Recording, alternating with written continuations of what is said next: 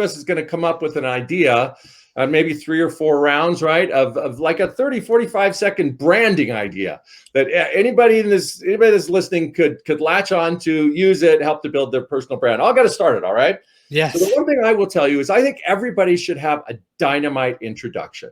When you get on a call, whether it's a Zoom call, you meet somebody in person, and they ask you, who are you? What do you do? You should have a great introduction. I meet literally hundreds of people every month, and I'll tell you what, I'll bet it's less than 10% of them that really have a great, interesting introduction where at the end of it, I say, wow, tell me more. You still sound like an interesting person. So put the time into it. The first thing you should do is be able to answer the question, what do I specialize in? So if I'm answering it, my name is Mike St. Lawrence. I'm a founder of Sales Gym, but I'll tell you what I specialize in doing. And then I can answer that question. People are going to lean in and really want to know. So develop a dynamite personal introduction. Rich, quick idea on how to develop your personal brand. Absolutely. On LinkedIn, one of the most underutilized features is sending a voice message to a connection.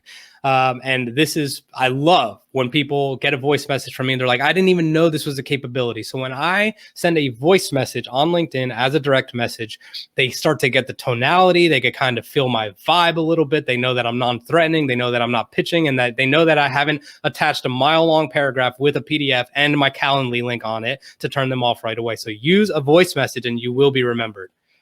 All right. My second idea is dedicate yourself to becoming a fantastic storyteller. Not average, not so, not good, but fantastic. Practice telling great stories. Take courses on storytelling. Get yourself through a Dale Carnegie course. Learn how to start your stories with a great problem that leads to escalating tension, a climactic decision that changes the trajectory of the story and creates that sort of transformational result that you talked about before.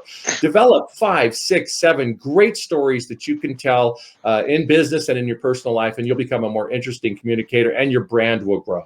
I think you answered this question from Zachary, Michael. So I just wanted to bring that up. Oh, okay, good. Here's one I got for you as well. When you go on to a social media platform, probably LinkedIn, this is going to seem counterintuitive, but engage with other people's comments first. Go to hashtag sales. Go to hashtag sales trainer. Go to any of the hashtags that are relevant. Look through some of the best performing posts and add your 2 cents in there as an expert. You will find very quickly that if you give a great, credible answer, you will start to get more connection requests, more followers. And the next thing you know, people are going to start engaging with you. So keep that in mind. Engage first and then post your stuff.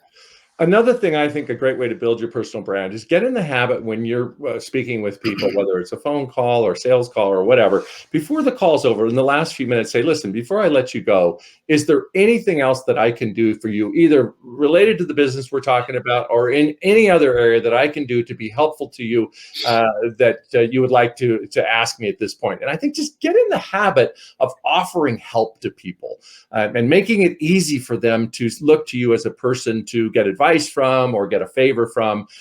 Those are the kinds of people that just really, we remember them. And I think get in the habit of offering help. Absolutely. And the last one I'll hit is get a testimonial, whether it's for the business or whether it's for you. They both have an effect on your personal brand. But once something is over, do not wait a couple weeks. Just say, Michael, if you had a great experience, do you think we could knock out a testimonial right here on Zoom? I'll record it and we'll leave it like that. Or do you think you could write a recommendation to me and have it to me by Friday? Could we agree on that? More than likely, if you've done your job, you are not going to be reluctant to do so, because you know you've over-delivered. You know you put your heart and soul into that engagement or to that interaction or whatever it may be, and those things go a long way. I like to really think of those kinds of things as podcast reviews. I will almost always ask my guests, and I will always ask my guests to leave a review if they thought the episode did well, and they usually do.